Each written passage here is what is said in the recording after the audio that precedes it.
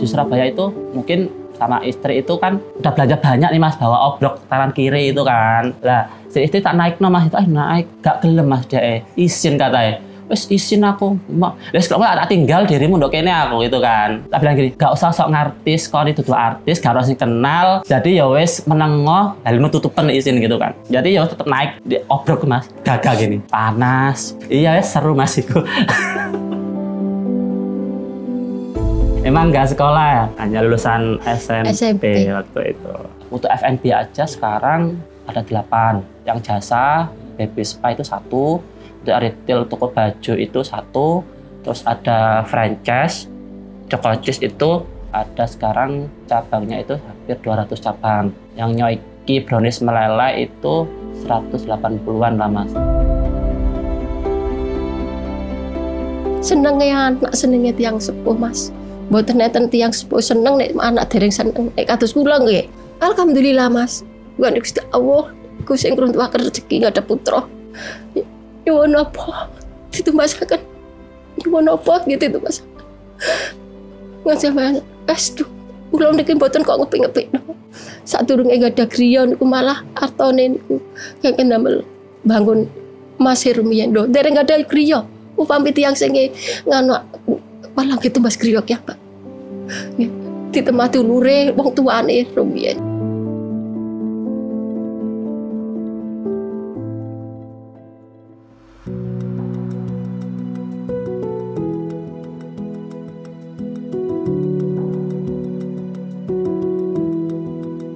Assalamualaikum warahmatullahi wabarakatuh. Perkenalkan, nama saya Wibisono Wibi. Saya sebagai pelaku usaha dari CVA ASM yang membawai beberapa brand F&B dan juga retail. Perkenalkan, ini ibu saya biasa manggilnya Mama karena emang kita dari desa mas. Ini kita ada Osaka Desu, Naura Baby Spa, ada juga Sugoku, ada juga Hadiah.co dan beberapa brand franchise seperti Choco Cheese dan juga Nyoiki mas. Awal buka bisnis itu dari tahun 2013 mas. Kita itu buka di Jombang waktu itu usia 19 ke 20 tahun. Kita waktu itu join sama temen, nanti berdua sama temen. Pertama kali Fujitaya, yang sekarang menjadi Osaka Desu itu. Habis itu selama 2 tahun kita buka cabang mas di Jombang juga, namanya Fujitaya. Terus berjalan waktu, saya sama teman saya berkomitmen kita nggak mungkin bisa bareng-bareng terus gitu loh mas. Karena kita nanti akan menikah, punya keluarga dan kehidupan masing-masing. Dan itu saya memutuskan untuk ini yang keluar siapa dulu, kamu apa aku yang keluar kota, kan nanti kita bareng-bareng. Akhirnya dia memilih ngurus yang di Jombang, terus saya memilih di Kediri. Tahun 2015 itu mulai saya buka di Kediri Mall dengan nama Masato Fujitaya mas. Jadi nggak sama, biar beda. Terus selang beberapa tahun nama Masato Fujitaya itu tidak melekat di pemikiran orang-orang. Terus setelah saya sama istri sempat ke Jepang jalan-jalan, terus dapat insight nama baru Osaka Desu. Dari tahun 2016 kita ganti dan kita patenkan menjadi Osaka Desu sampai sekarang ini. Untuk F&B aja sekarang ada 8. Yang jasa, baby spa itu 1. Untuk retail toko baju itu 1. Terus ada franchise, Choco Cheese itu ada sekarang cabangnya itu hampir 200 cabang. Yang Nyoiki brownies meleleh itu 180-an lah mas. Yang menjadi kebahagiaan saya ketika saya dimampukan sampai saat ini tuh adalah berbagi mas. Itu yang membuat saya senang. Tadi kayak kita kan juga ada anak panti juga yang dimana setiap bulannya kita santuni. Itu udah lama banget mas itu jalan sampai sekarang. Juga ada bahagia kita bisa berbagi ke tetangga yang kurang mampu, misal kayak janda-janda tua kayak gitu mas. Tiap lebaran, tiap ada rezeki yang kadang kita berbagi ke mereka juga. Itu nggak lepas dari ajaran orang tua sih mas, seperti itu. Karena orang tua selalu mengajarkan, kamu ngasih ini, kamu ngasih duduknya gitu loh mas. Kika ono le, kika ono gitu. Kita kan nggak tahu ya, apalagi di desa. Dari Osaka itu dia melahirkan brand-brand itu gitu mas. Semuanya dari Osaka mas, uang semuanya dari Osaka. Dari ya ada keuntungan sedikit kita sisihkan. Semuanya sih mas, termasuk rumah ini juga, mobil semuanya dari itu. Dari setiap bulan itu saya udah menyisihkan mas, oh buat pengembangan bisnis sekian, buat makan sekian, buat kebutuhan sekian. Jadi yang buat pengembangan bisnis itu memang udah terkumpul ya, emang ini jatahnya buat buka cabang itu nggak boleh diotak-atik. Kalau dari manajemen sendiri, saya sendiri ikut biasanya 5% gaji saya per cabang ya Mas. 5% itu saya udah cukup lah Mas. Terus nanti kayak alokasi cabang baru itu bisa sampai 10 atau sampai 20% itu per cabang. Jadi terus di situ ada juga maksimal belanja itu berapa persen, HPP-nya itu berapa persen, itu ada semua. Idealnya kalau saya sendiri HPP itu maksimal di 40-45. Karena itu nanti belum dikurangi karyawan, sewa, listrik, dan pasti banyak lagi Mas. Sebenarnya bisnis bisa sukses itu dari kebijakan kita mengatur keuangan. Itu sih Mas kuncinya. Kalau kita ada uang, yuk kita mau buka bisnis mudah. Tapi kalau kita nggak bisa ngatur uang, terus habis itu uangnya nanti dipakai ini, pakai itu, akhirnya nggak ada gitu Mas. Kuncinya kedisiplinan dalam mengatur keuangan. Saya sendiri aja, misalnya uang nih Mas udah masuk brankas. Uang dari brankas ini nggak boleh keluar. Terus dari pengeluaran juga, dari pengeluaran harian. Uangku habis berapa sih? 1 bulan habis berapa sih kita? Itu dicatat Mas. Misalnya ada parkir 2.000 pun dicatat. Kita ke pasar makan pentol 5.000. Kayak uang yang udah kita keluarkan itu wajib ada pencatatan. Biar kita tahu. Biar kita tahu per bulan itu, oh yang mau ditekanin yang mana? Oh kebutuhan rumah itu rata terlalu tinggi. Ya wes kita nanti biar nggak terlalu banyak kita pangkas dan nanti bulan depan nih bisa belajar dari bulan sebelumnya.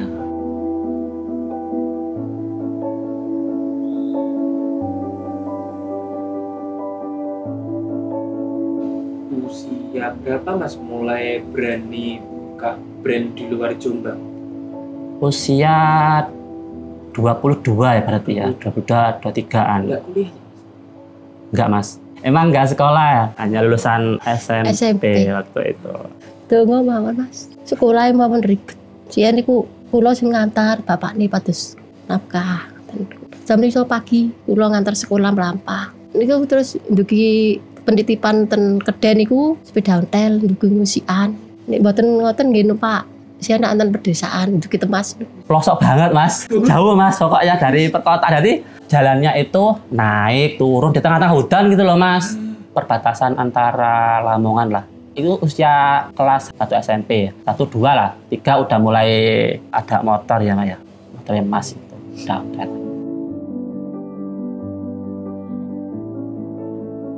Pengen aku kok mboten jenengan sekolah sampai SMA. Niki nyuwune niku ten Jombang. Lah kula keadaan biaya mboten enten. Kula dosa ten Tapen mboten purun. Ngantos sakniki niku nek semerep klambine sing disetrika ngoten niku kula nggih nangis. Eling-eling kula mboten sakit lan ati kula dongaaken mawon ngoten. Nggih pokoke kula niku nek di sekolah ten Jombang niku mboten saged bayar. Kalau dulu cita-citanya dari SMP itu pengennya pegawai kantoran lah, kelas 1, kelas 2 itu pegawai kantoran lah. Kelas 3 itu udah beda lagi Mas, udah pengen buka bengkel. Kenapa kok saya kekeh pengen sekolah di Jombang? Ya karena di SMK Jombang itu lebih bagus Mas kualitas sekolahnya. Nanti ada pelatihan untuk montir dan sebagainya itu ada. Nah, kalau nanti Ibu tadi sekolahan di desa itu emang ada sekolahan SMK, cuma sekolahnya itu kayak kalau menurut saya itu saya ya mending gak sekolah kalau aku sekolah di situ gitu kan. Mending aku tak kerjain aja coba daripada aku nanti dipaksa sekolah di situ terus nggak jadi apa-apa, waktuku terbang sia-sia. Ya mending aku tak belajar sambil kerja di luar. Aku untuk ilmu, aku untuk duit gitu.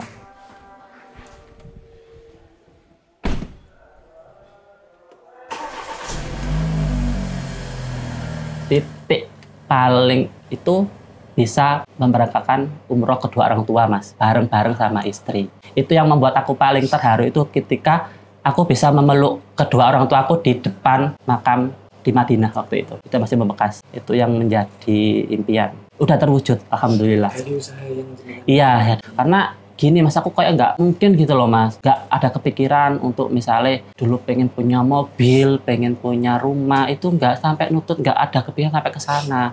Dulu aja aku waktu kerja ikut orang itu pengen punya mobil, aku gini itu kayak supervisornya, kenapa nggak mungkin mobil perawatannya larang gitu katanya. Sampai aku itu punya foto saya edit belakangnya mobil, depannya saya. Itu masih ada sampai sekarang foto, masih dipasang di rumah itu fotonya masih ada. Saking kepengennya, tapi sekarang ya alhamdulillah bisa lah Mas tercapai itu semua.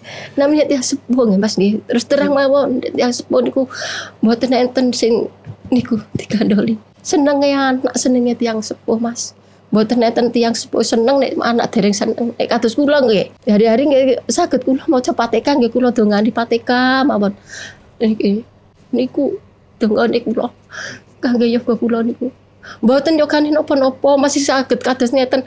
Malah niki saged paringi mangan tiyang sepuh, dandani griya. Nggih temen Mas, iki mboten goro nggih. Dadine sadurunge menikah niku pun dandani griya rumiyin.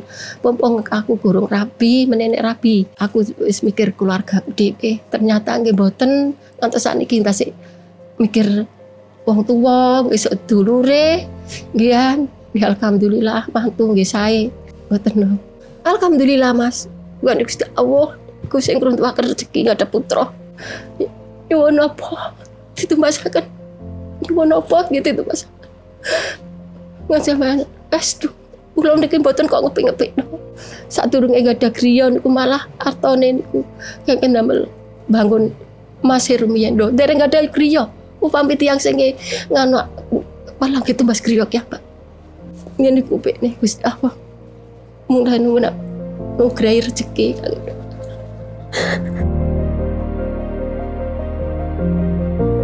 Dulu itu dikasih syarat sama orang tua. Jadi lulus SMP itu kan umur 15-an ya Mas ya. Itu tahun 2008. Tahun 2008 itu selama 1 tahun lebih atau sampai 2 tahunan itu nggak boleh Mas. Keluar kerja itu nggak boleh. Disuruh tani Mas satu sama bapak. Suruh macul, suruh tanam jagung. Pokoknya pekerjaan tani itu kan.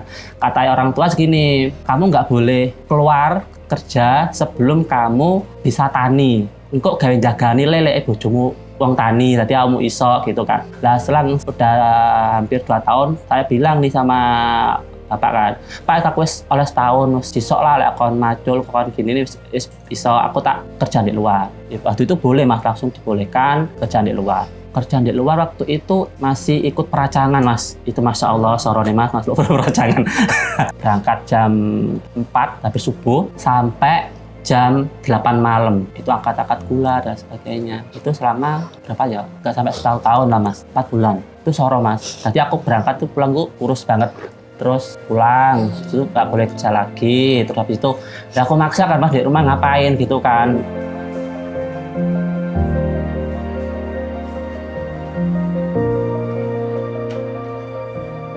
Dulu itu saya itu kerja, resto juga. Dan awal masuk itu juga nggak langsung jadi koki Mas. Awal masuk ya kita mulai dari cuci piring dulu lah di Surabaya. Habis cuci piring, lama terus diangkat menjadi helper atau bagian bantu yang koki itu terus sampai satu saat ada kejadian kokinya itu sakit, terus saya disuruh buat bumbu nih Mas, bumbu resep itu. Ya udah saya buat, habis itu sampai kos saya tulis tuh bumbunya apa aja, ditulis. Kita tiap hari rutin belajar itu Mas, hari belajar sambil kerja. Terus saya dulu juga waktu kerja itu ada kan bagian pagi itu masak nasi kan Mas, itu sebenarnya bukan bagian saya, ada sendiri bagiannya. Cuma saya itu lebih suka membantu dia, pengen belajar gitu loh Mas. Kan kalau masak di resto biasa sama resto besar kan beda. Kalau resto besar kan dia pakai kayak oven yang besar banget itu. Jadi tiap pagi itu saya bangun bantuin dia untuk prepare. Padahal itu bukan job desk saya kan siang masuknya sebenarnya.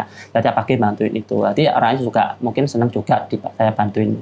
Mungkin dari situ, dari cuci piring itu menjadi helper. Di resto Jepang kan banyak Mas, koki-koki yang udah belajar dari luar negeri itu kan banyak. Jadi saya cukup belajar dari beliau. Apalagi kokinya itu ada beberapa pergantian koki. Jadi setiap koki itu memiliki skill yang berbeda-beda dan juga resep yang berbeda-beda. Dan itu saya pilih Mas. Jadi nggak semua resep, semua makanan menu yang saya ambil. Jadi memang menu-menu yang sering keluar atau sering saya masak di situ. Itu yang saya pelajari tekun di situ. Habis dari itu pindah ke resto Jepang lagi, cuma beda brand. Di itu ketemu lagi sama orang baru lagi, ketemu dengan jenis masakan yang baru, rasa baru, pelanggan yang baru. Nah itu juga masih kita belajar terus selama berapa tahun, 3-4 tahunan lah Bu, saya belajar di situ. Terus titik terakhir itu sebelum resign, 3 bulan terakhir saya udah bilang ke owner, Pak saya mau keluar, mau izin buka usaha gini. Nah sama temanku itu pagi subuh itu udah keluar Mas, saya yang keluar. Dan waktu itu kerja di Mojokerto. pindah ke Jombang lah, nyicil rombong, nyicil menu, nyicil apa itu bagian saya. Jadi teman saya itu yang bagian prepare, pagi dari belanja prepare sampai saya balik ke resto itu udah selesai semua. Jadi setiap hari seperti itu persiapannya itu. Buka lah, ternyata bukanya itu kita salah mas, ya laku sebenarnya, cuma rugi.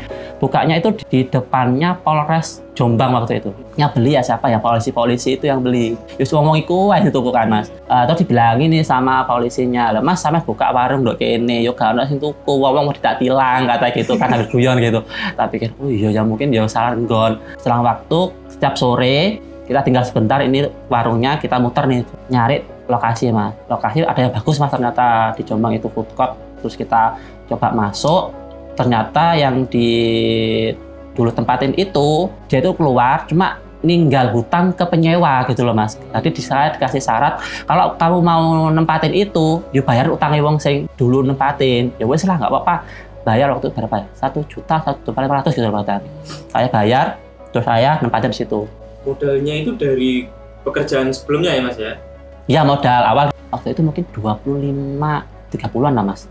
Sudah bisa. Ya, tapi ya piringnya cuma 2-3 gitu mas. Jadi selama 3 bulan atau 4 bulan itu kita itu nggak ambil untung, maksudnya nggak ambil gaji gitu loh mas. Jadi emang buat pengembangan bisnisnya itu. Jadi nanti piringin tambah lagi gitu. Setiap hari sebisa mungkin uang itu kita simpan buat kita tabung buat pengembangan. Kalau kita udah berkembang nah, otomatis kita dengan gampang kan mas untuk menyisihkan gaji.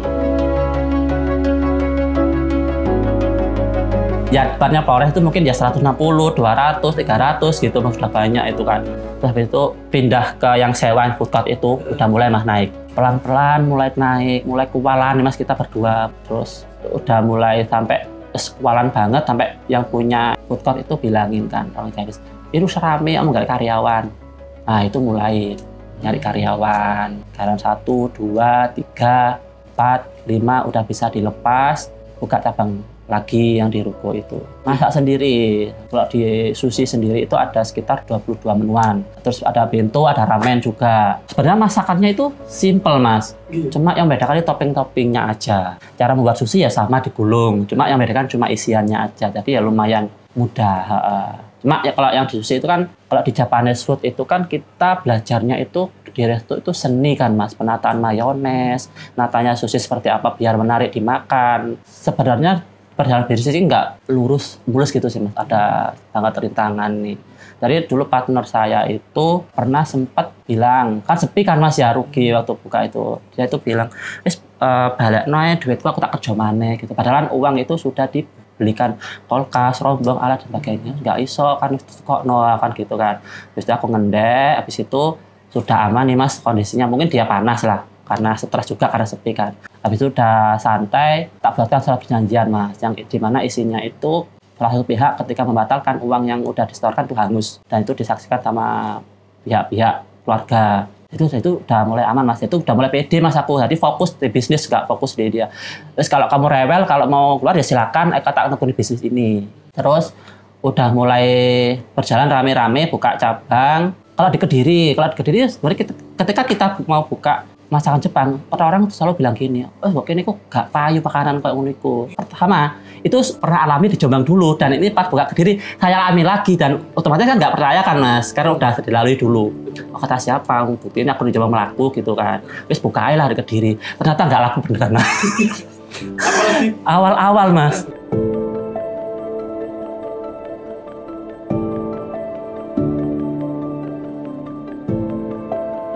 Nggak laku sama sekali mas. Karyawan yang saya bawa dari Jombang itu sampai bilang gini, mas aku tak balikin yang Jombang ya untuk ini gak ada uang 3-4 bulanan lah. Terus sama muter strategis biar apa rame. Kalau waktu itu saya berdekatan sama brand yang memang udah besar, yang udah terkenal mas, itu kesempatan. Waktu itu kenapa ya, nasi goreng lah yang memang udah rame di situ. Anak-anak itu setiap sore saya kasih nih tester, ada yang beli, ada juga yang nyoba cuma menghabiskan tok, gak apa-apa yang dihabiskan aja ini sama itu orang-orang itu dipanggil semua teman-teman itu cuma nggak beli, gak apa buat lagi aja. Itu setiap hari dilakukan dan konsisten dilakukan. Ternyata orang-orang yang beli itu kan udah merasakan nih mas, besoknya bayar lagi dan mulai di situ mas mulai berkembangnya. Mulai berkembang rame. Sampai nambah dari 2 karyawan, 3 sama saya. Jadi ya yang belanja ya saya, gitu. Uang ya saya semuanya sama Mas Ian. Tahun 2015-16an. Terus nambah lagi dari 3, 4, 5, 6. 6 itu saya udah mulai enggak. Jadi carane bisnis ben aku kasih belanja. Akhirnya aku membuat sistem Mas di situ. Anak-anak tak ajari belanja, cara menghitung omset sekian nanti belanjanya sekian, maksimal sekian, nanti biar tetap operasional. Terus saya mulai berpikir ini kalau apa ya aku apa. Akhirnya mikir mulai buka cabang di Tulungagung. Ternyata market Tulungagung itu luar biasa Mas orang-orangnya. Terus waktu itu juga udah mulai agak mudah untuk promosi karena udah ada Instagram yang mungkin di situ ya. Apalagi orang Tulungagung jajanannya lumayan banter banget. Itu sampai aku buka 2 cabang Mas dalam waktu dekat. Pokoknya target saya itu dulu itu setiap 1 tahun minimal ada 1 cabang harus dibuka. Kalau lebih banyak lebih bagus.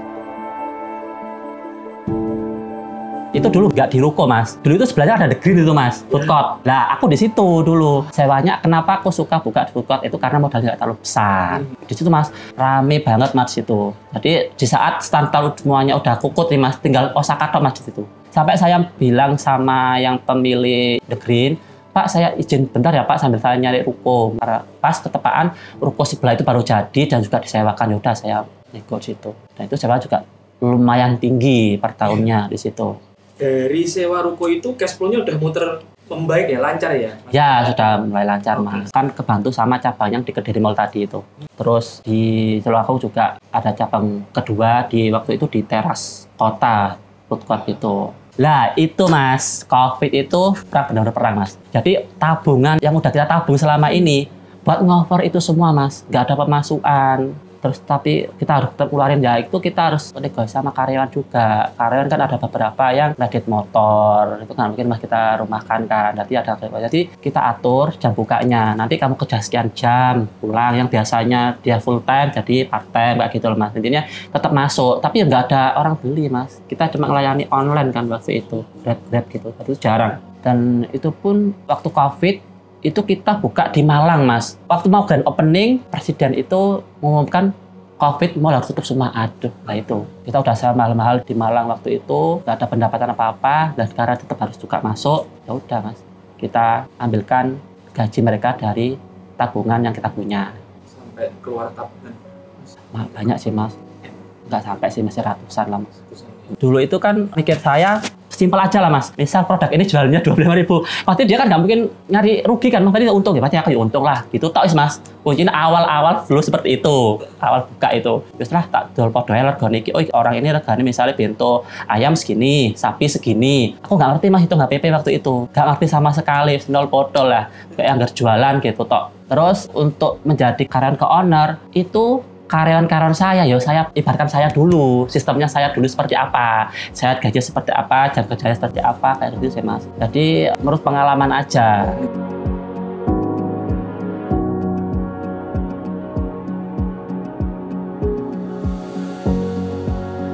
Mulai sadar itu ketika udah mulai ada cabang nih Mas, cabang yang di Tulungagung itu emang harus mikir sistem nih Mas. Kita mulai kayak ada emang pelaporannya, stokannya. Kayak ada kesalahan, saya tulis. Kalau ada kesalahan seperti ini, masuk ke standar, jangan diulangi lagi. Kayak mulai ada sistem kasir, itu mulai kita lakukan. Kayak dulu awalnya aku notat tok Mas. Terus habis itu budget untuk belanja maksimal berapa, biar nggak sampai rugi HPP-nya. Itu udah mulai ngitung HPP Mas. Karena udah mulai buat sistem karyawan biar jalan, nanti saya bisa fokus ke yang cabang baru. Ketika cabang baru udah settle, nanti juga sama juga. Nanti tinggal kopas aja yang sistem yang awal taruh di Tulungagung. Saya mulai mikir pengembangan lagi, cara buka lagi. Saya aku nikah itu udah keadaan emang siap untuk nikah. Udah ada pendapatan yang di Kediri Mall waktu itu. Dan Kediri Mall itu sama istri. Awal nikah itu ngekos, ngontrak di perumahan kecil gitu. Ngontrak, ya kita masih belanja Mas, masih belanja dari Surabaya ke Kediri pakai motor. Dan itu ada cerita seru Mas waktu itu. Di Surabaya itu mungkin sama istri itu kan udah belanja banyak nih Mas, bawa obrok tangan kiri itu kan. Lah, si istri tak naik no Mas, itu naik, gak gelem Mas dia izin katanya. wes izin aku, wes kalau tak tinggal dirimu ndok kene aku gitu kan. Tak bilang gini, gak usah sok ngartis, kau itu artis, gak harus kenal. Jadi ya wes menengoh, helmu tutupan izin gitu kan. Jadi ya tetap naik di obrok Mas, gagah gini, panas. Iya wes seru Mas itu. Masih motoran Mas, kan bahan bakunya emang kalau Jepang kan nggak ada kan Mas di sekitar ini. Emang kita harus nyari Surabaya atau impor gitu kan. Apalagi kalau dulu itu kita belum ada kenal supplier dan sebagainya, belum ada. Ada campur doa istri sama orang tua, nggak mungkin Mas kalau saya sampai sedetik ini terus bisa sendiri itu nggak mungkin, mustahil bagi saya, karena rezeki yang saya dapat ini pure pasti bukan rezeki saya sendiri, pasti ada rezeki istri, rezeki anak, rezeki orang tua, mertua dan sebagainya. Mungkin rezeki mereka itu dilewatkan saya. Idenya itu karena waktu di Kediri ya Mas, di Kediri itu awal-awal belum ada Mas, masyarakat Jepang masuk di Kediri, masih belum ada Hokben, belum ada Yoshinoya dan sebagainya, belum ada. Ternyata mereka masuk Mas, masuk sini bro. Nah, mau nggak mau kan, iki apa ya? Biar kita buat dengan markup yang beda, cuma masakannya itu tetap sama. Ya udah kita buat nasi bungkus Jepang itu dengan konsep ini pakai tangan, tetapi masakannya itu Jepang Mas, cuma ada sambal bawangnya, ada sentuhan Indonesianya di situ. Ternyata kita awal bukanya di Kediri ternyata diterima Mas. Kenapa saya pede Mas? Karena ya masakan ini masakan Osaka yang emang udah jalan gitu loh Mas, yang udah diterima oleh lidah-lidah orang-orang. Nah otomatis kalau masakan ini saya taruh di brand lain, terus kita tambahin kayak sambal ada uniknya gitu kan orang fusion ya. Ya. Tantangannya apa Mas? Sebenarnya lebih di SDM. Karena apapun kalau kita mau pengembangan kan kita butuh orang kan Mas. Kadang ada sih misalnya mau dipindah, ada yang enggak kayak gitu loh Mas. Ya kita kan harus di training juga. Apalagi dunia F&B ini pekerjaan yang paling capek lah menurutku. Karena harus masak, harus gini, apalagi pas rame crowded. Musuhnya orang lapar itu bawaannya marah-marah kan Mas. Pasti Mas, dunia SMP ku saya juga udah pernah ngalamin anak-anak seperti itu. Jadi orang-orang yang kerja di FNB ku ya luar biasa.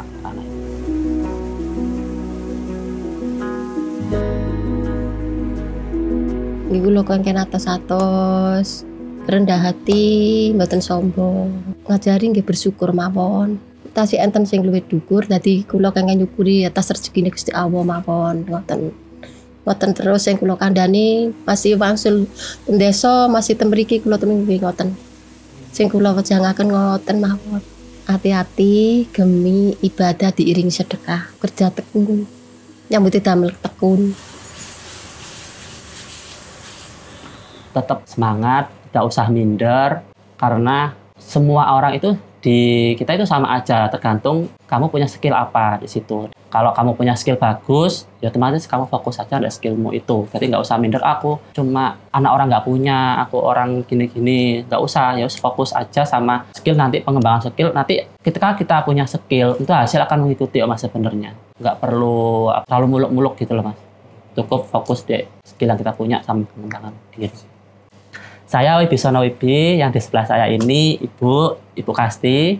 Saya selaku owner dari Osaka Desu yang ada di cabang Tulungagung, Kediri, dan juga Malang. Terima kasih. Wassalamualaikum warahmatullahi wabarakatuh.